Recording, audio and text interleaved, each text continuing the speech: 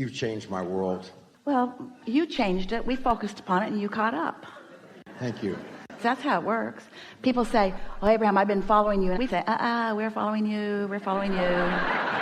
You're launching the rockets. We're following the rockets. And then we stand there where you pointed us to be, and we hold the light for you to find. And when you do, acknowledge that that's what happened. I created this. I lined up with this. I'm living this. Thank you so much for that, because I'm getting good at this. Yeah. Yeah. And when things don't happen the way I expect them, I start to say, wait a minute. They always happen the way you expect them. When I discover that my expectation is out of whack, I'm starting to notice it. When I let life train me into expectation that is bogus, I'm starting to notice that. Let's use expectation in the real way. I get what I expect. It's never other than that. I expected to get called up here today. Yeah, obviously.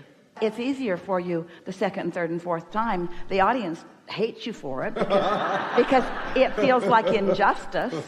So when positive things happen which induce positive expectation, that's why things, the better they get, the better they get, the better they get, the better they get. It's also why the worse they get, the worse they get, the worse they get, the worse they get. So what we're asking you to do is to expect outside of what's happening. It's easy to get called on and then expect it again.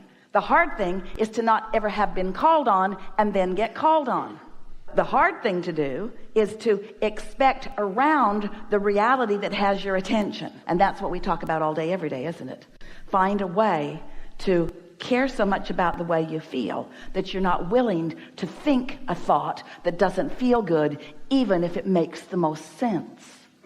I've never had any money. Nobody I know has ever had any money. My family's never had any money. Therefore, I don't expect to have any money. Well, that's not helpful. That's not helpful. It's going to turn out the way you expect it to be. So you've been taking this in. Of course. So what is it you want to talk about here and now? What's new for you? I want to get better at the fine-tuning of my desire, my expectation, and all of that. I have started to realize that I can manifest things almost instantaneously with just giving it a passing thought. Ooh, I'd like to have that. On things that you haven't practiced otherwise. If it's a new thing that you don't have an expectation about, the universe will deliver it to you nearly immediately because there's no push and pull going on in you. But if it's something that you've wanted for a while, so you've got some expectations that are pushing it away while your words are trying to pull it to you, that's what you want to be aware of. And your emotions are what tells you about that. So here's our encouragement. Stay off those subjects. Don't try to teach yourself on the subjects that are difficult. Teach yourself on the subjects that are not difficult, which means choose new subjects. Choose new subjects. Universe, today I would like to see evidence of happy people. Universe, today I would like to see evidence that you know what I've been thinking about. Universe, today I would like to see obvious motion forward for me on something where I haven't been moving forward on before. Universe, today show me progress about something. Now, you see, the way the question is pointed, it's so vague you're not blocking it. You're general enough that you're not blocking it. But when the universe shows you this and this and this and this and this and this and this and this and this, you'll remember. In other words, the way your expectations change is when you ask for something that you really don't quite believe, but your ask is clear enough and you're not believing is foggy enough that the universe can give it to you. That's how you bridge your expectations. And after a little while, you'll begin to feel invincible. Absolutely invincible. You can change the weather. You can rendezvous with everything that you want. There's nothing outside of your ability to modify it in the direction of your desire. I have to tell you that my whole life, particularly when I was a child, I knew that this was a thing. I knew that this was a thing. When I would see movies like Harry Potter or things with magicians or things like that, I knew that there was something to that. I knew that there was something to, I can create from my mind. When people would say, that's ridiculous, or what are you doing? Why aren't you calling that person? Why aren't you putting more action in that? I knew somehow that sometimes that would be counterproductive. I knew that I could create a situation through my focus in my mind. And so I'm so grateful to finally have manifested you into my life to show me that that is in fact true.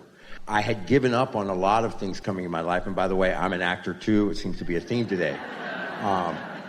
But that was such a huge thing for me that there was a block there. And I have to say, since I found you last year, things have really started to change, particularly in the last 6 months. I now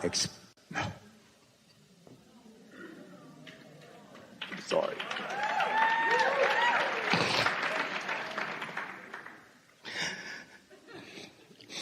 I have begun to expect my dreams to come true again. I wanted them so bad. But I realized that wanting them so bad almost made them out of reach. So now when I think about my desire to get a role or be on a show or whatever, I try to, and you'll tell me if this is correct or not, I try to bring that down to something that is closer to something that I manifest like that. I said, oh, of course I'd be calling for that. Of course I could get a part on that show. Of course I'm a good candidate for that movie. And that actually has started the gate to open where people are calling me in. When my agent tells me about a project, I will say to myself, and I don't say it to him, I'm going to get called in on that. I'm going to get called in on that. And I follow the impulses that come to me when I'm feeling good. So everything that you said here, really good. There's one tiny little bit of fine-tuning that we want to give you. And everyone's right here close with you, and so they're going to benefit from this too. When you caught your breath there for a moment, it was the indication that you had stronger desire than you did belief, just for a moment.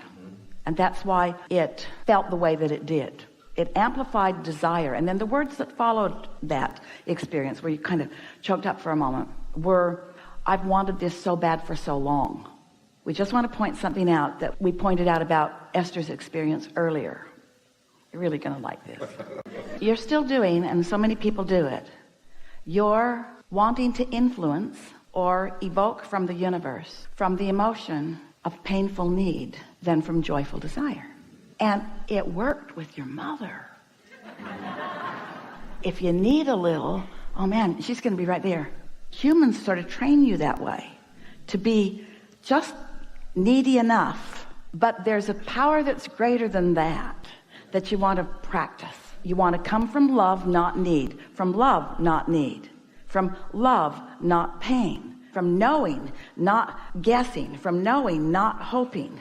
You're at the place, and it's a good place to be. It's paying off really well for you, and it will continue to do so, but you could do better, where your desire is mostly being met with hope.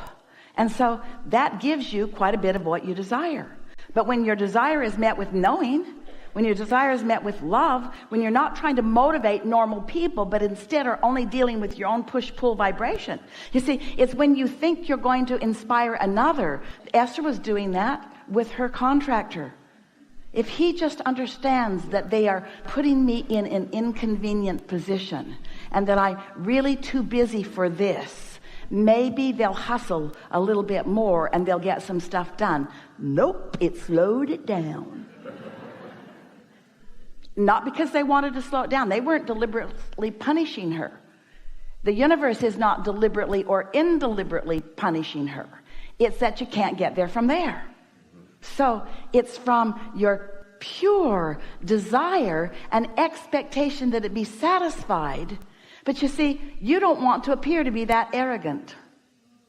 Because when you're sure of yourself, lots of other humans who aren't sure of themselves are offended by your sureness. That's why when you hear the stories from the actors, they are so ready to tell you about their struggle. Because they want you to give them permission to have received the benefit if they're struggling. If I can present my struggle to you in an efficient enough way, you won't be mad at me for this now success. And a lot of you are doing that in a lot of ways because you're humaning and because you're banking upon what other humans are doing, because they seem like they're the ones that are casting and calling, and it feels like they hold all the cards, but they don't hold any cards. You hold all the cards in your calling and refusing, in your push-pull. You hold all the cards, and you just caught yourself in that little holding something back that you really wanted. It was like wanting to evoke just a tiny little bit of sympathy from the universe, who will then shine a light on you more kindly. You kind of get what we're talking about? When the universe can't change the kindliness of the light that is shining because it couldn't be a more kindly light. The universe couldn't want more for you or believe more in you. Your inner being, which is what you're wanting to sync up with. Think of your inner being as your true agent, as your true employer, as your true holder of all the cards and all the goodies. Your inner being holds it all, and know you've got the part. You've got the part. It's a slam dunk. It's a done deal. Your inner being says yes, yes, yes, yes, yes, yes, yes, yes, yes.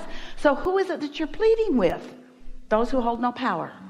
And in pleading with those who hold no power, you hold yourself in an expectation where you don't let in the power that your inner being's already laid out for you.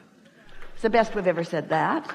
I get that. And that, what you saw a few minutes ago, is from me practicing that. You know, the more I would feel about something, I felt like the closer I was bringing it to me. But because of your teaching, it's like what I was talking about earlier, trying to bring that down to where it feels like the next logical Jerry said, step. and this is wisdom, put your basket out there far enough that when you hit it, you're thrilled by it, but not so far you don't believe it. So that's some of what you're talking about. Yeah, but and I have to let go of that feeling being a feeling of creation, because that's not the feeling of creation. What do you mean? That feeling of like we're almost about to cry. You get emotional. I want this so much. You know, it's got a lot of resistance in it. Well, there's like you were nothing saying. wrong with it, because it does indicate the power of your desire. Okay. But it also indicates the power of your resistance. When you're demonstrating the power of your desire with no resistance, you're just obnoxious. You're just sure of yourself. And you're just worried about nothing.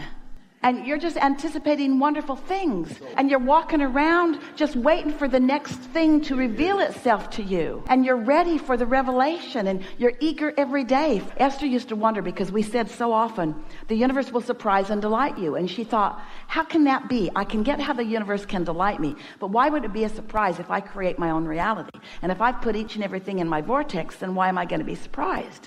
And we say, the timing of it is what surprises you. The timing and the combining of the things that you want. The things that you put into the vortex have been spun into this magnificent combining. And when you hold yourself, as you are beginning to do, steadily in that place of positive expectation, then there's just delight after delight after delight after delight. And so when someone meets you, you don't seem like an actor who is yearning for the job. You appear to them to be the actor that knows that he's got the job. Do you know why so many of the big projects cast the same actors? Because once they've been cast, they expect to be cast.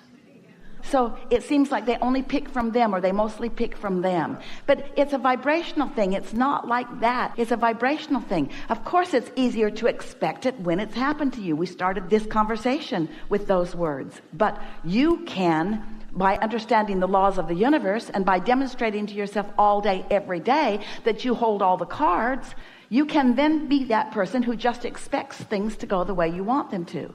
Esther wants to say to her contractor and to the guy that's doing the gas pipe and to everybody else that's involved in any project that has anything to do with her, things always work out for me, so we're going to have a lot of fun together. Things always work out really well for me, and I bet they work out really well for you too. And want to be fun for things to work out for the two of us while we're involved with each other. Isn't that a nice way to be? Things always work out for me, which means I always star in successful movies. Things always work out for me, which means I always join really good teams. Things always work out for me. Things go really good for me. I have vibrational winningness going on, is really what you're saying. And people want to hook up with that. That's why confidence is attractive to others. That's why coattails are a thing. When you're sure of yourself, everybody wants in on it. And when you're timid, if you're going, people think, anybody else more sure of themselves? Hey, doctor, I'd like you to remove this whatever it is that I don't want in my body. I might move on to someone more confident. Good enough? Yes. Really good. Thank you so much.